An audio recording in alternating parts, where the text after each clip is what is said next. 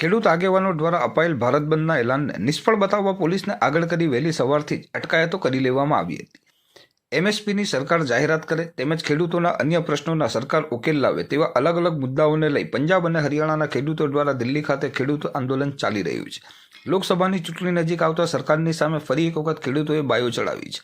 દેશભરના શહેરો અને ગામડાઓમાં આજે ખેડૂતો દ્વારા ચક્કાજામ સાથે વિરોધ પ્રદર્શન કરવાનું આયોજન કરવામાં આવ્યું હતું. જોકે ખેડૂત વિરોધી પ્રદર્શનમાં જે સ્થળે એકત્ર થાય તે પહેલા જ વિરોધ કરનાર ખેડૂત આગેવાનોની પોલીસ દ્વારા અટકાયત કે તેમના ઘરે જ નજરકેદ કરી લેવામાં આવ્યા હતા. આજરોજ અંકલેશ્વર ખાતે પણ ખેડૂત આગેવાન સંદીપ માંગરોલા દ્વારા અંકલેશ્વર વાલિયા ચોકડી ખાતે સવારે 9 કલાકે ચક્કાજામનો કાર્યક્રમ કરવામાં આવનાર હોય સવારે 8 વાગ્યાથી જ વાલિયા ચોકડી વિસ્તાર પોલીસ ચાવડીમાં ફેરવાઈ ગયો હતો, જેને લઈ સમગ્ર ચક્કાજામના કાર્યક્રમનો ફિયાસ્કો થયો હતો. સંદીપ માંગરોલાના વિરોધ પ્રદર્શન સ્થળે પહોંચે તે પહેલા જ તેમના નિવાસસ્થાને અટકાવી લેવામાં આવ્યા હતા. આ મામલે તેમણે મીડિયા સાથે વાત કરતા જણાવ્યું હતું કે સરકાર ખેડૂતો માટે મજબૂત નિર્ણય નથી લઈ રહી. સ્વામીનાથન કમિશન દ્વારા જે ખેડૂતોને ધ્યાનમાં રાખી રિપોર્ટ તૈયાર કરવામાં આવ્યો હતો તેને લાગુ કરવાની માંગ કરવામાં આવી રહી છે.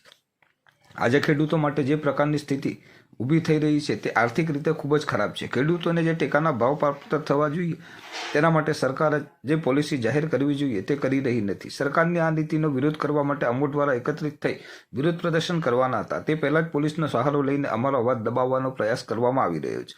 અમારો વિરોધ પ્રદર્શન પણ આ તાનાશાહી સરકાર સહન કરી શકતી નથી, તેથી જ પોલીસને આગળ કરી દે છે. તેમણે મીડિયા સાથે વાત કરતા જણાવ્યું હતું. એલાનના પગલે સમગ્ર ગુજરાતની અંદર તુષારભાઈ, અનંત પટેલ, દર્શન નાયક અને મારા દ્વારા ખેડૂતોને આહવાન આપવામાં આવેલું હતું અને આંદોલન જે છે એને સફળ બનાવવા માટે, એને ટેકો કરવા માટે આજે રેલ ચક્કાજામ અને હાઈવે ચક્કાજામનો પણ કાર્યક્રમ હતો. ગઈ રાતથી જ પોલીસ દ્વારા તમામ ખેડૂત આગેવાનો, કોંગી આગેવાનોના ઘર ઉપર નજરકેદ કરવામાં આવ્યા છે. ઘણા કાર્યકરોને પોલીસ સ્ટેશનોની અંદર અટકાયત કરવામાં આવી છે.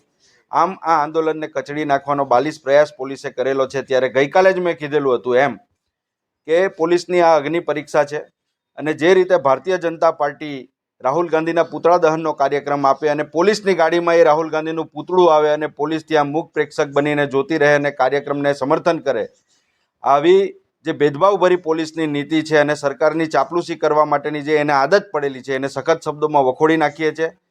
અને સ્વામીનાથનજીને ભારત રત્ન એવોર્ડ આ ભારતીય જનતા પાર્ટીની સરકાર આપે છે. સ્વામીનાથનજીએ ખેડૂતોના માટે પોતાની જાત ખપાવી દીધી અને ત્યારે એને આવકારીએ છે.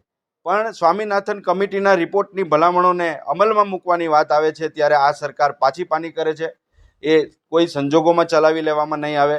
લોકસભાની આવનાર ચૂંટણીઓની અંદર ભારતીય જનતા પાર્ટી અને નરેન્દ્ર મોદીના આ વર્તનને પ્રજા સાંખી નહીં લે અને પ્રજાને પણ હું સંદેશો આપવા માગું છું કે તમારે તમારા પ્રશ્નો માટે જાતે તમારી લીડરશિપ લેવી પડશે. નહીં તો આ તાનાશાહ સરકાર જો રોડ પર તમે નહીં નીકળશો તો આ લોકશાહીને પણ ખતમ કરી નાખશે અને સરમુખત્યારશાહી આ શરૂઆત થઈ ગયેલી છે એમ કહીએ તો પણ ખોટું નથી. ત્યારે પોલીસને પણ આવનારા દિવસોમાં ચેતવવા માગું છું કે તમે તમારી મર્યાદાની અંદર રહી અને કાયદો અને વ્યવસ્થા જાળવવાનું કામ કરો. આજે સમગ્ર જિલ્લાની અંદર દારૂની રેલમછેલ છે. કેટલાય કાયદો અને વ્યવસ્થા ખોરંબે પડે એવા ગુનાઓ રોજે રોજ બનતા જાય છે. એ બંધ કરાવવાને બદલે, એને રોકવાને બદલે આજે તમે જોઈ શકો છો કે ઘરની બહાર રાતથી જ 30 થી 35 ચારે તરફ પોલીસ કાફલો ખડકી દેવામાં આવ્યો. વાલિયા ચોકડી ઉપર અનેક કોંગ્રેસના કાર્યકરો, ખેડૂત આગેવાનોના ઘરે પણ પોલીસ મૂકી દેવામાં આવી છે. આમ ખોટો સરકાર અને પ્રજાના પૈસાનો વેડફાટ કરીને આ સરકારની સામેના આંદોલનને રોકવા માટેનો જે પ્રયાસ છે એને અમે વખોડી કાઢીએ છીએ.